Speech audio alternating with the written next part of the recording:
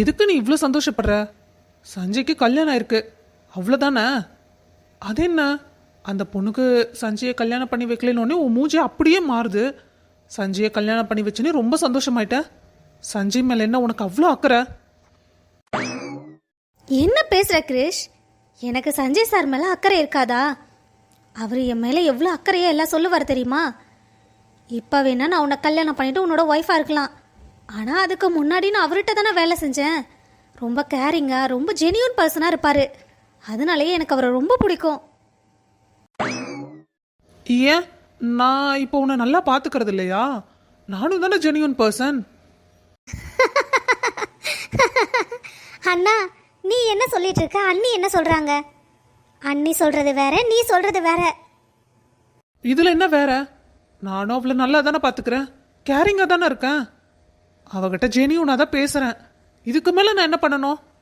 எதுக்கு அவன் மேலே மட்டும் அவ்வளோ அக்கறை? அட, உனக்கு இன்னுமா புரியல? என்ன தேவானி, உங்க அண்ணன் என்ன சொல்ல வராரு தெரியுமா? அவரு மேல நான் அவ்வளோ அக்கறையா இல்லையா? நீ எவ்வளோ எடுத்து சொன்னாலும் உங்க அண்ணனுக்கு புரியாது. ஏன்னா உங்க அண்ணன் ஒரு டியூப் லைட்டு. ஆ, நான் டியூப்லைட்டா? ஏன் ராதா, நான் டியூப்லைட்டா? அட, என்ன ரெண்டு பேரும் சேர்ந்து கிருஷ் என்ன பண்ணிட்டு இருக்கீங்க? பாவம், அவன் ரொம்ப இன்னசென்ட். அவனை போய் வம்பிழுக்காதீங்க. அப்படி சொல்லுங்க பிரியா, என்ன சும்மா வம்பளத்துட்டே இருக்காங்க. இங்க பாருங்க பிரியா, கொஞ்ச நேரம் நீங்க கிரிஷ் கிட்ட பேசுங்க. உங்களுக்கே அவரை டீஸ் பண்ணணும்னு தோணும். அவர் பேசுறது அப்படிதான் இருக்கு. நான் என்ன சொல்ல வரேங்கிறதே புரிஞ்சுக்காம பேசினா அப்புறம் நாங்க என்னதான் பண்றது? என்ன ராதா நீ, உனக்கு இப்ப யாராச்சும் டீஸ் பண்ணணும்னா பிரசாந்த் சும்மா தான் இருக்கான். அவனை போய் வம்பிழுங்க.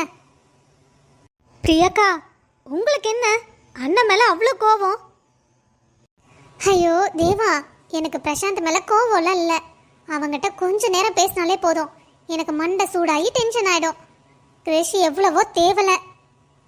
சரி, பொண்ணு மாப்பிள்ளையெல்லாம் கிளம்பிட்டாங்க, நாமளும் கிளம்புவோமா? அங்கே போய் நிறைய வேலை இருக்கு. அது சரிக்கா, 2 ஜோடிக்கு கல்யாணம் ஆயிருக்கு. எந்த ஜோடி வீட்டுக்கு இப்போ நம்ம கிளம்புறோம்? அதுவும் சரிதான். சரி, நீங்க யார் வீட்டுக்கு போறீங்கன்னு சொல்லுங்க. ஆல்டர்னேட்டிவ் வீட்டுக்கு நான் போயிடுறேன். பிரியா, நான் சஞ்சய் சார் வீட்டுக்கு போகிறேன். பிரியக்கா, நானும் சஞ்சய் அண்ணா கூட தான் போறேன். சரி, நான் அப்ப என் ஃப்ரெண்டு ராதிகா கூடயே போறேன். தேவா, நீ என் கூட கொஞ்சம் வாயேன். என்னடா, என்ன அப்படி பார்க்குற? அம்மா தாயே, பார்க்கறது கூட குத்தமா? நீ ஏன் சஞ்சய் மேலே மட்டும் அவ்வளோ அக்கறையா பேசுற? ஏன் கிரிஷ், பொறாமையா இருக்கா? ஆ ஆ, அதெல்லாம் ஒன்றும் இல்லை, நான் சும்மா தான் கேட்டேன். கிரிஷ், சஞ்சய் சாரை எனக்கு பிடிக்கும். ஆனால் அவரை விட அதிகமாக எனக்கு உன்னைதான் பிடிக்கும். ஏய், என்ன சொன்ன நீ? எனக்கு சரியா கேட்கல, இன்னொருக்கா சொல்லு. ஆ, அது ஒருக்கா தான் சொல்ல முடியும். திருப்பி திருப்பி எல்லாம் என்னால் சொல்ல முடியாது. ஒரு தடவை உனக்கு சரியாக காதில் விழுந்ததில்ல, அப்புறம் என்ன? அது இல்லை, நீ சொன்னதை என்னால் நம்பவே முடியல, அதான் கேட்குறேன். இன்னும் ஒரே ஒருக்கா ப்ளீஸ் ப்ளீஸ், ஒரு தடவை திருப்பி சொல்ல. ஆஹா, முடியவே முடியாது. நான் ஒரு தடவை சொன்னால் ஒரு தடவை சொன்னது தான். திருப்பி திருப்பி எல்லாம் என்னால் சொல்ல முடியாது. சரி, எனக்கு டைம் ஆச்சு, நான் கிளம்புறேன். நீயும் வா. ஹே நில்லு ராதா, நீ சொல்ல போறியா இல்லையா? ஆஹா, முடியவே முடியாது. கொஞ்சம் சீக்கிரம் வரியா நீ? அப்ப நான் காதில் கேட்டது உண்மைதானா? அப்ப ராதா என்னை ஏத்துக்க ஆரம்பிச்சிட்டாளா? என்னோட வாழ்க்கை திரும்பவும் புதுசா ஆரம்பிக்க போகுது. எனக்கு ரொம்ப சந்தோஷமா இருக்கு. அப்பா, வாப்பா, உன் வாழ்க்கையிலேயே ஒரு நல்ல காரியம் பண்ணியிருக்க. ராதிகா இந்த வீட்டுக்கு மருமகளா வந்ததுல எனக்கு ரொம்ப சந்தோஷம். இதோ புள்ளையும் மாப்பிள்ளையும் வந்துட்டாங்க. டேய், நீ போய் ஆரத்தி எடுத்துட்டு வா. ஐயா, என்ன சொல்றீங்க நீங்க? அம்மா வேற மேல இருந்து பார்த்துட்டே இருக்காங்க. நான் போய் ஆரத்தி எடுத்துட்டு வந்தேன்னா கண்டிப்பா என்ன கண்டபடி பேசுவாங்க. இங்க பாரு, நான் சொன்னதை முதல்ல செய். அம்மா சொன்னாங்க அவங்க சொன்னாங்கன்னு சொல்லிட்டு ஆரத்தி எடுக்காம பொண்ணு மாப்பிள்ளைய வீட்டுக்குள்ள கூட்டிட்டு வந்த வேலையை விட்டு தூக்கிடுவேன். ஞாபகத்துல வச்சுக்கோ. போய் ஒழுங்கா நான் சொன்னதை செய். என் பையனா இருந்துட்டு உனக்கு எப்படி இந்த காரியம் செய்ய மனசு வந்தது? இந்த வயித்துல தானே உன்னை 10 மாசம் சுமந்து பெத்த வயிறு 10 எரியுதுடா. நீ எல்லாம் நல்லாவே இருக்க மாட்ட. என் பையனை ஏமாத்தி மிரட்டி கல்யாணம் பண்ணிக்கிட்டல்ல. கல்யாணம் பண்ணிட்டு இந்த வீட்டுக்கு வந்து எப்படி சந்தோஷமா இருக்கிறேன்னு நானும் பார்க்கறேன். இங்க பாருங்கம்மா, வாய்க்கு வந்ததெல்லாம் பேசாதீங்க. உங்க பையனால தான் என் தங்கச்சிக்கு இந்த நிலைமை. அதை நீங்க மனசுல வச்சுட்டு பேசுங்க. இங்க பாரு சுதா, நீ பேசின வரைக்கும் போதும். ஒழுங்கா உள்ள போ.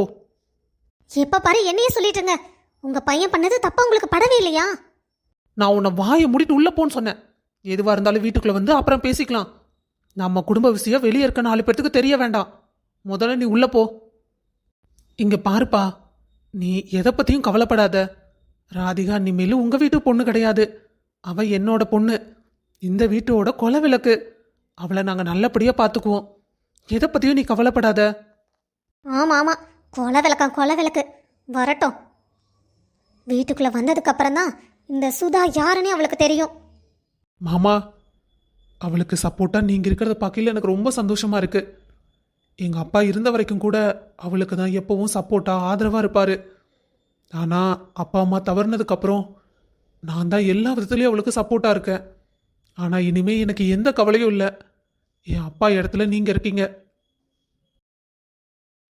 அண்ணா, இங்க பாருமா ராதிகா, இனிமே நீ உன் கூட அண்ணன் இல்லை நீ நினைக்கவே கூடாது. மாமா இருக்காங்க. மாமாவை நல்லா பார்த்துக்கோ. இனிமே இந்த வீட்டை பத்திரமா பார்த்துக்க வேண்டியது உன் பொறுப்பு. எதா இருந்தாலும் நீ தனியாக தான் ஃபேஸ் பண்ணணும். தைரியமா இருக்க பழகுமா. சரிண்ணா.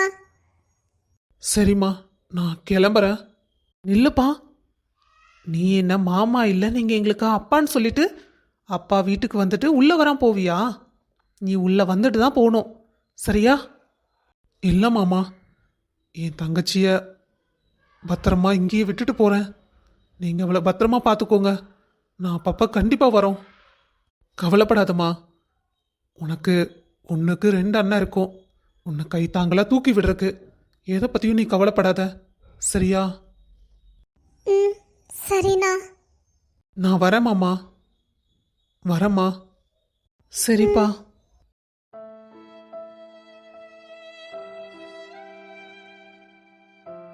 அம்மா, ஆரத்தி எடுத்தாச்சு. வீட்டுக்குள்ள போங்க. இவ வீட்டுக்குள்ள வந்து வீடு அப்படியே விளங்க போகுது. என்ன நேரத்தில் தாலி கட்டினாலும் தெரியல. எனக்குன்னு எல்லாம் வந்து தொலைதுங்க பாரு.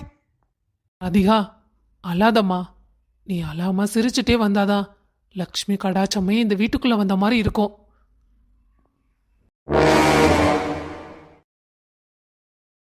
மருமகளே, நீ தான் போய் ஆரத்தி எடுக்கணும்.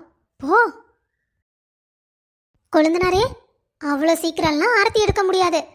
அன்னைக்கு நிறைய போடணும். நீங்க போட வேண்டியதை போடுங்க. தானா ஆரத்தி எடுத்து நான் வீட்டுக்குள்ள தாட்டி விடுறேன். என்ன அண்ணி, உங்களுக்கு இல்லாததா? நீ தான் அப்படி சொல்ற. ஆனா என் தங்கச்சி வாயே திறக்க மாட்டேங்கிறாளே. அதை எப்படி திறப்பா? அக்கா நிறைய வாங்கினா அக்காவும் தங்கச்சி பங்கு ஓட்டுக்கலாம் நினைச்சீங்களா? அத்தை, இப்ப வரைக்கும் எங்களுக்கு அந்த ஐடியா கிடையாது. ஆனா நீங்க சொன்னதுக்கு அப்புறம் நாங்க கொஞ்சம் யோசிக்கணும். சரிதானே கனி? ஆமாக்கா. பாத்தீங்களாண்ணா, சஞ்சய் அண்ணா தான் நல்லா மாட்டிக்கிட்டாரு. சரி, சீக்கிரம் ஆரத்தி எடு. எல்லாம் வீட்டுக்குள்ள போட்டோம். எவ்வளவு நேரத்தை இங்கே நிப்பாங்க? கொழுந்தனாரே, வட்டியும் முதலமா நான் மொத்தமா வசூல் பண்ணிக்கிறேன். சரிதானே கனி? என்னாச்சு இவளுக்கு? சிரிக்கிறா, இல்லாட்டி ஆமா இல்லைன்னு ஒத்த வார்த்தையெல்லாம் பதில சொல்லிடுறா. இப்படியெல்லாம் இருக்க மாட்டாளே. கலகலன்னு இருந்த புள்ள இவ்வளோ அமைதியா இருக்கு. ஒருவேளை கல்யாணத்து நடந்த பிரச்சனையை நினைச்சு வருத்தப்பட்டுட்டு இருக்காளோ? முதல்ல ஆரத்தி எடுத்து இவங்களை உள்ள கூட்டிட்டு போவோம். அப்புறம் கனிட்ட என்ன ஏதுன்னு பொறுமையா கேட்டுக்குவோம்.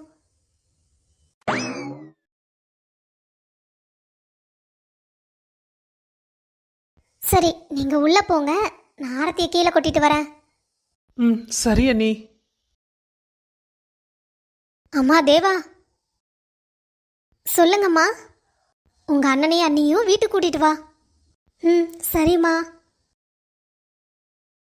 அண்ணா, அண்ணி, 2 பேரும் உள்ள வாங்க. உங்க வலது காலை எடுத்து வச்சு உள்ள வரணும், சரியா? ம், சரிங்க மேடம், நீங்க சொன்ன மாதிரியே வரோம். ஆ, இப்பவே அந்த பயம் இருக்கட்டும்.